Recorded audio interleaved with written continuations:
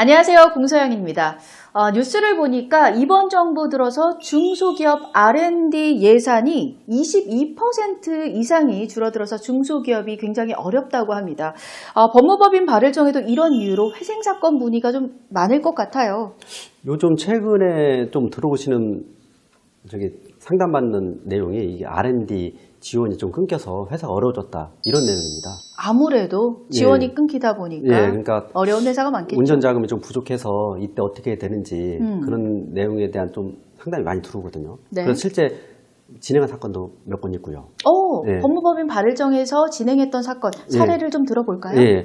대표적으로 법인 파산 사건이 있었는데 법인 파산 사건 같은 경우는 가산 디지털 단지에서 로봇을 개발하는 업체였거든요. 네. 로봇을 개발하는 업체였는데 그 지원비가 좀 많이 삭감됐다고 해서 더 이상 운영 경비가 없다는 거예요.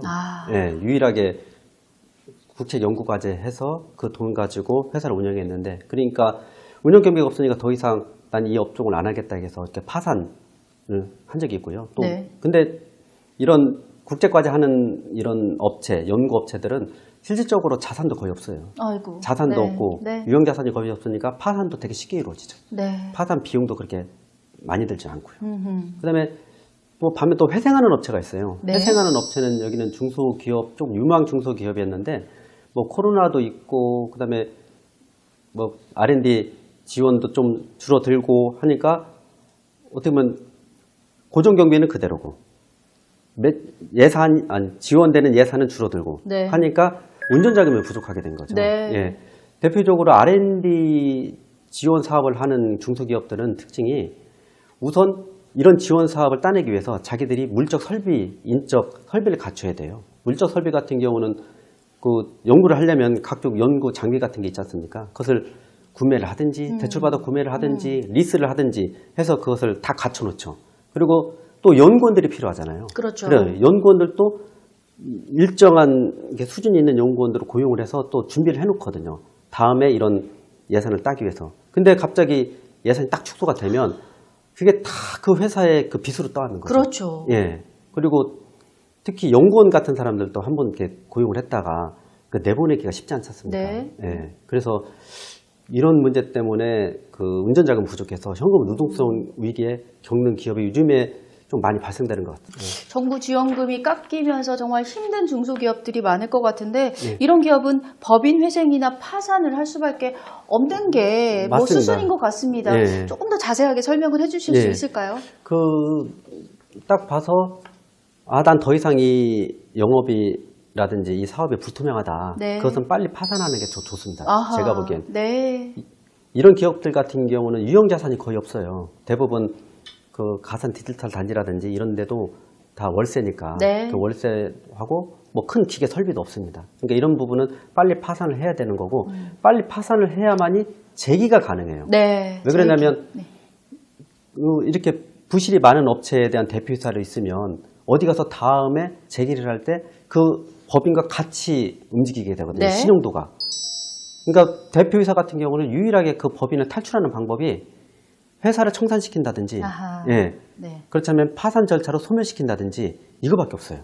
그렇게 해서 회사를 없애면 더 이상 이 회사의 대표이사가 아니니까 나중에 은행에서 대출을 받는다든지 새로운 사업을 할 때 신용도가 높은 상태에서 새로운 사업을 할 수가 있죠. 근데 그렇지 않고 이 회사를 어려운 회사를 방치시키면 이미 이 회사는 부실 기업인데 이 부실 기업의 대표이사로서 계속 따라다니고 하니까 새로운 금융 업무를 할 수 없는 거죠. 그러니까 딱 봐서 좀 어렵겠다. 이런 부분은 빨리 파산 절차를 하는 게 좋고 파산도 비용도 그렇게 많이 들지도 않고 시간도 많이 오래 걸리지가 않으니까 정리하는 게 좋습니다. 반면 그 R&D 연구를 많이 하다 보면 특허 같은 게 좋은 특허를 갖고 있는 기업들이 많거든요. 그리고 연구원들, 고정 인력들이 많은데 이런 데는 무조건 회생을 해서 끌고 가는 수밖에 없어요. 제가 하는 그 대표님들도 우리가 어떻게 맨 처음에 논의를 했냐면 이 연구원들을 구조조정을 하지 않으면 이 고정교비가 너무 많이 들어서 영업이익이 안 나는 거예요. 그래서 우리 한번 구조조정을 한번 해서 고정교비를 한 10% 줄이자. 줄인 상태에서 영업이익이 발생시키고 이런 사업 계획서를 가지고 우리 회생 절차에 들어가 보자. 네. 뭐 이런 계획을 세웠었거든요.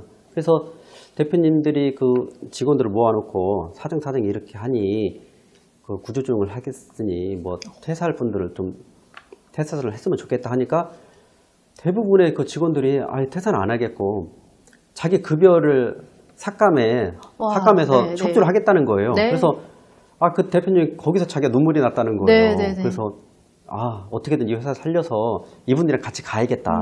예, 하는 것이고. 근데 그 회사 같은 경우는 또 그 기술이 상당히 좋았어요. 기술도 좋고 외국에 수출도 많이 하고. 네. 예, 그다음에 종업원도 꽤 있고. 그러니까 이런 회사들은 어떻게든 회생을 해야 되고. 그렇죠. 예, 제가 또 회생 이런 일을 하면서도 또 약간 보람도 많이 느껴요.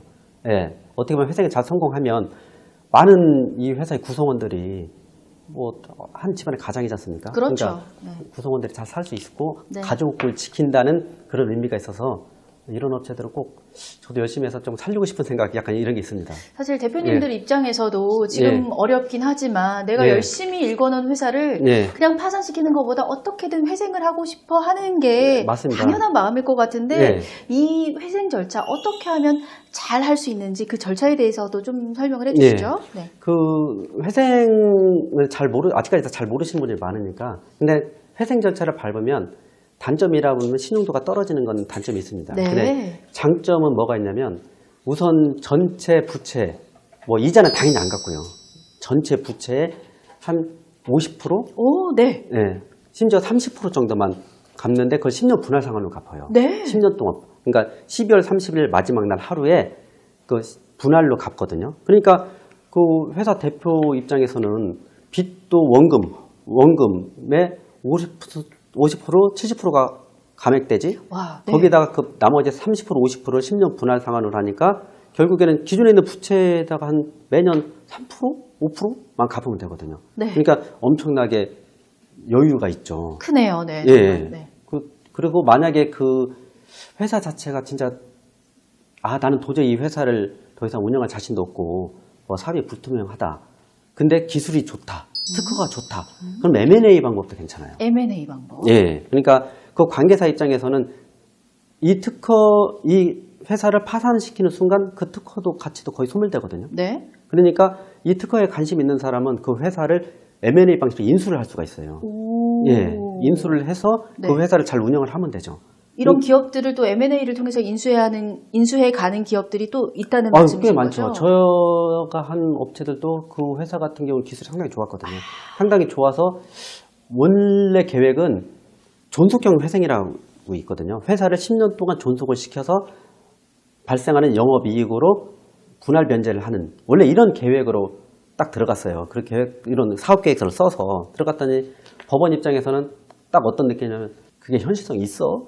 약간 이런 이게 현실성 있는 사업 계획이야? 막 이런 식으로 쳐다보는 거예요. 네. 그래서 아니 우리 대표님은 되게 자신 있게 저건 내가 보다 법원에서 잘 몰라서 그러는 거다. 이렇게 현실성이 있고 이 특허가 상당히 좋은 특허인데 근데 법원 입장에서는 어떤 느낌이냐면 냉정하게 보니까 그렇게 좋은 특허면 진작에 돈을 벌었어야지. 약간 이런 느낌이에요. 다 타이밍이 있는 거거든요. 그래서 우리 대표님은 예전에는 아니었지만 이렇게만 잘 될 것 같은데 해서 법원에서 되게 부정적으로 봤어요. 부정적으로 봐서 우리가 그렇다고 회사를 파산시키면 안 돼서 우리가 M&A를 좀 추진했었어요. M&A를 추진하려면 M&A를 누가 사냐? 결국에는 이 회사를 아는 사람. 관계인이 사요. 결국에는 이 회사도 누가 샀냐? 이 회사의 대표이사의 친한 친구가 운영하는 회사가 가져갔어요. 그 기술력을 아니까요. 또 그렇죠. 눈여겨보고 있었으니까 살 수 있었던 거죠. 그렇죠. 되게 싼 가격에. 와. 네, 그래서 우리 대표님 입장에서는 좀 아쉽긴 하죠. 자기가 어떻게든지 살려서 회사를 운영하고 싶었지만 그래도 자기 아는 친구가 회사가 그걸 인수를 해갔기 때문에 혹시 압니까? 그 친구는 어떻게 잘해서 다른 새로운 비즈니스를 할지. 예, 그러니까 그 새로운 비즈니스에서 새로운 베너핏을 얻어서 뭐 계속 사업을 영위할 수도 있는 거니까 당장 여기서 회생 절차 내에서 법원에서 부정적이라고 해서 거기서 딱 멈추면 안 돼요. 새로운 여러 가지 옵션이 있거든요. 지금 잘 되고 있나요, 그 회사? 아니, 그 인수된 지가 얼마 안 돼서. 인수된 지가 얼마 안 돼서 제가 아직 그 이유는 잘 모르겠습니다. 앞으로 근데 잘 될 거라고. 잘 될 것 같습니다. 제가 저는 뭐 대표님들의 말을 100% 신뢰하면서 일을 진행하니까 그 대표님들 말씀을 들으면 내가 그 기업을 사고 싶을 정도로.